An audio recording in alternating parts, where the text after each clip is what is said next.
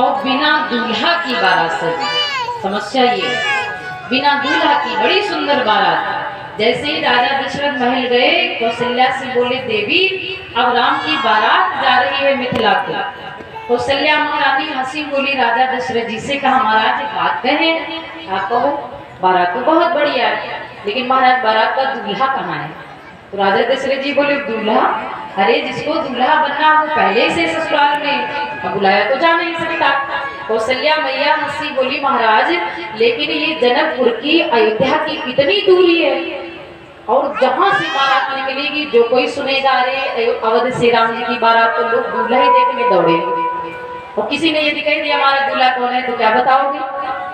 तो राजा दशरथ जी बोले, ये तो बड़ी समस्या है, पर कौशल्या तुम बताओ कोई ऐसा उपाय है जिससे बारात की शोभा बन जाए।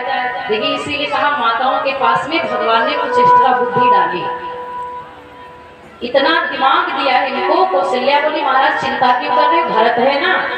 क्योंकि तुलसी बाबा भी कहते हैं, राम भरत ही की अनुहारी, सहसा लखी न सके नर नारी।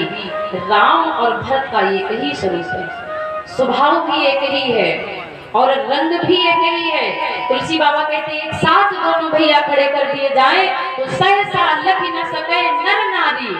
कौशल्या बोली, बना लो भरत जी को दूल्हा।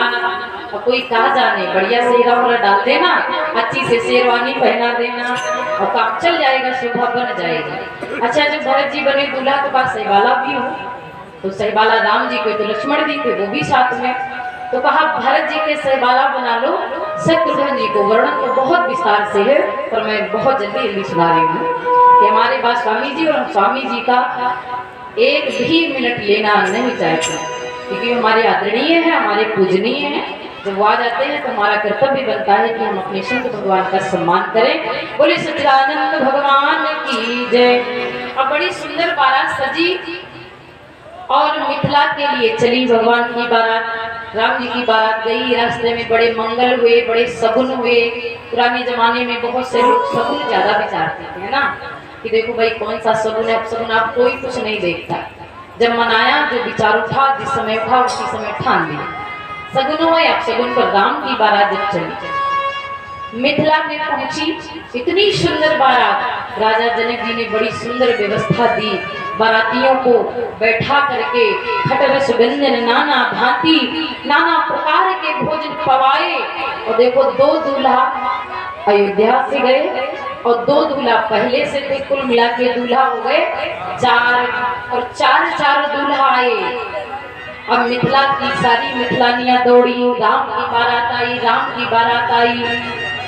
जैसे ही मिथिलानियों ने देखा एक ही जैसे दूल्हा 4 मिथिलानियां प्रसन्न हो गई, इतनी प्रसन्न हो गई और राम जी से कहती है, राम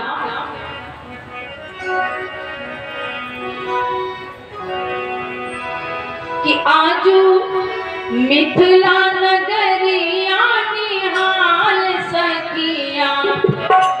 आज मिथिला निहाल हो गई। कहा काहे? 4 दूल्हा आए। एक सखी बोली 4 दूल्हा हैं, पर सबसे बढ़िया